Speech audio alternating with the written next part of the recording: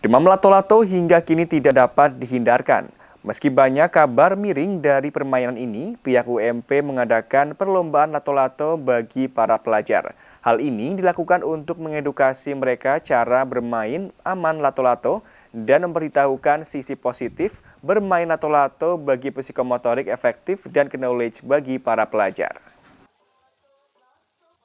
Rektor UMP Jebul Suroso mengadakan lomba bermain lato-lato di Sanmor UMP Minggu 15 Januari 2023. Kegiatan ini diikuti 250 lebih peserta mulai yang dibuka untuk pelajar tingkat SD, SMP hingga SMA, mahasiswa dan juga umum. Jebul Suroso menjelaskan jika saat ini permainan lato-lato tidak dapat dicegah dan dihindarkan. Sebagai salah satu perguruan tinggi di Purwokerto yang dapat dilakukan UMP yakni dengan memberikan pesan dan kesan edukasi kepada warga bahwa lato-lato sehat, aman dan juga menyenangkan.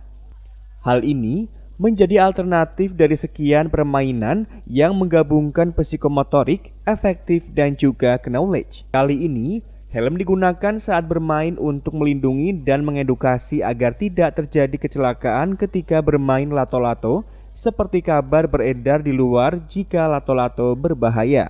Sebenarnya helm salah satu metode kan, salah satu alat yang bisa dipakai. Di samping itu sebenarnya di luar kan yang beredar kan orang main lato-lato kecelakaan, ada yang kepalanya kena, alat apanya kena dan sebagainya. Nah di sini kita memberikan edukasi itu melalui Prof. Irno, dosen kami, melakukan pengajian sekaligus mengundang mereka untuk main ke sini. Dengan diundang, mereka diedukasi oleh kepala dinas juga, dan ya ramailah itu di UMP. Lomba ya. Karena ini yang menjadi kekhawatiran kan karena ketidakamanannya itu, tidak nyaman atau mungkin menimbulkan kecelakaan. Nah, ini yang kita atasi, kita cari solusinya bagaimana gitu ya.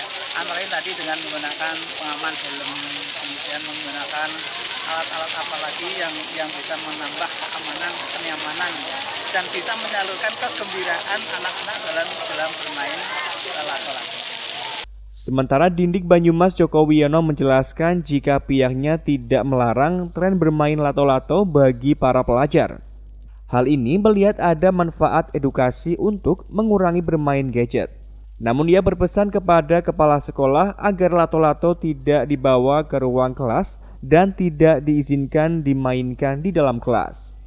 Ini kan tren ya Mas, tren itu nanti tentu menyesuaikan dengan dinamika trennya saja. Tentu saya sampaikan kepada semua guru kepala sekolah, yang penting mereka saat di kelas tidak bawa lato-lato dan tidak main lato-lato.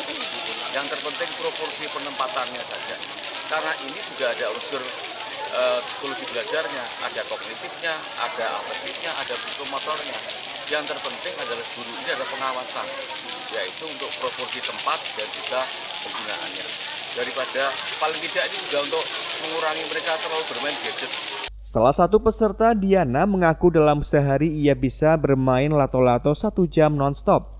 Ia senang bermain lato-lato dan mengikuti lomba di UMP. Kunci bermain lato-lato adalah tenang baginya. Prabowo. Tenang. Kuncinya tenang gitu. Sehari latihan berapa kali? Berapa jam? Banyu Al-Harifirianto. Sejam. Sehari latihan sejam. Sempat kesulitan gak sih main ini? Kemudian Enggak. Chandra Asmi Aziz. Bagi kamu gampang ya? Dari perlombaan permainan lato-lato di UMP, maka pihaknya sudah ikut mengedukasi cara bermain lato-lato yang aman dan mengedukasi sisi positif dari bermain lato-lato bagi psikomotorik, efektif dan knowledge bagi para pelajar hingga mengurangi bermain gadget. Dari Banyumas, Ahmad Nur Aji Wibowo, Satelit TV mewartakan.